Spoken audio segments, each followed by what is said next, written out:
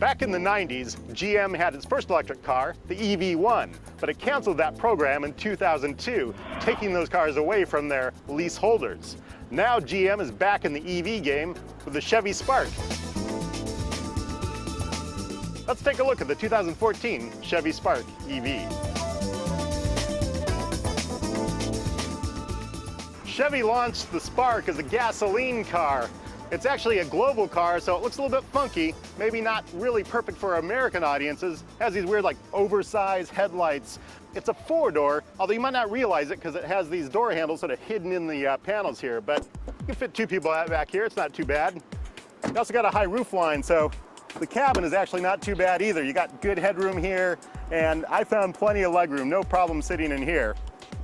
For the EV version, well, we've got the charging port right here.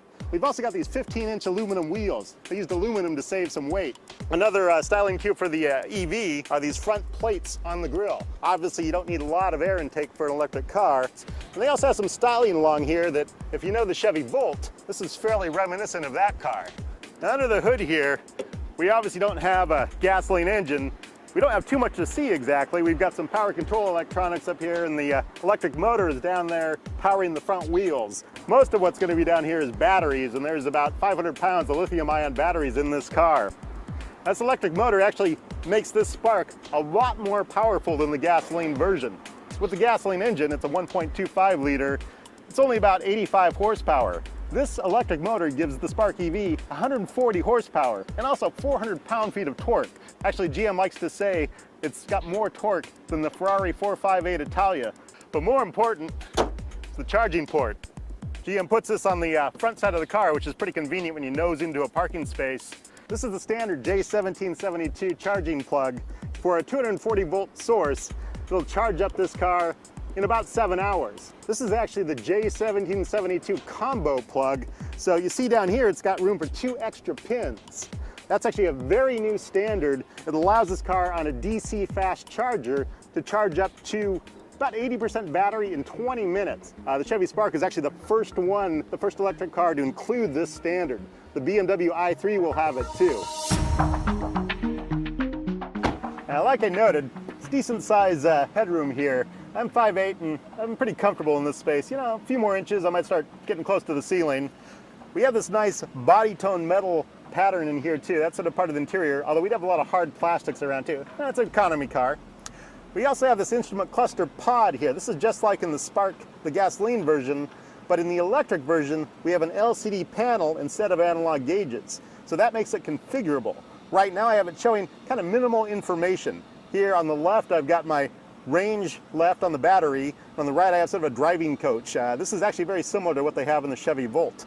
I can push this configure button on the side here and add information.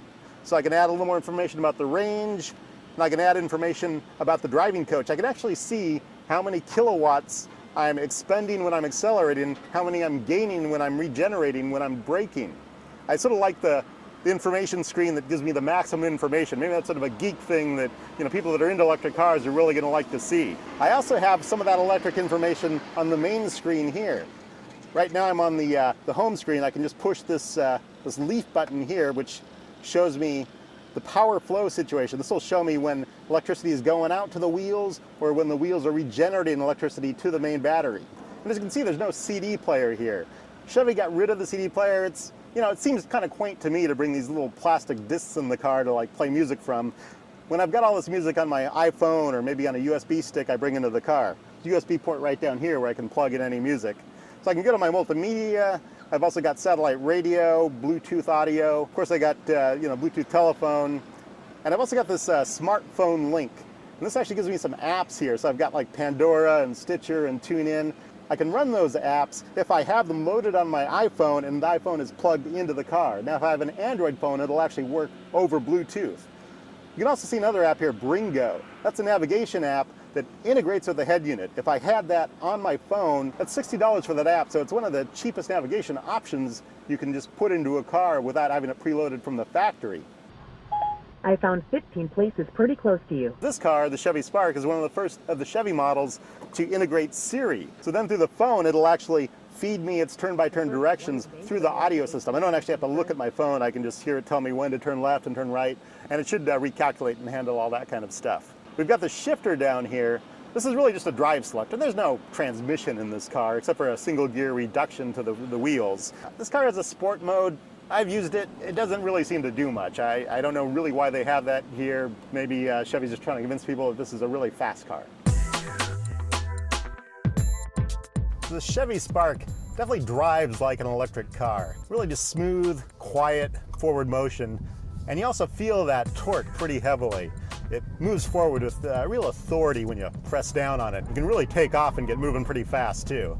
You know, you can also feel that this is electrically boosted power steering. You kind of hear that sort of rheostat-like electric functioning. They don't really hide that very well in this car, so you definitely know it's an electric car. And the ride quality is, you know, pretty so-so. You know, this is definitely not, you know, a luxury car ride. It's far from the Tesla Model S. The 2014 Spark EV goes for about $27,000. With government incentives, such like that, depending on your tax situation, you might be able to bring that down to, say, $20,000, which makes it a pretty reasonably priced electric car. It compares with the Honda Fit EV and the Fiat 500e. They're all about the same size, very different styles each one. Personally, I kind of like the Honda Fit EV for its drivability and its looks and practicality. Now, there's also the Nissan Leaf and the Ford Focus Electric, but those are much larger cars. Those are more mid-sized cars. I'm waiting for the day when an automaker can get one of these cars up to 200 miles, and that, I think, will hit the sweet spot and range for most American buyers.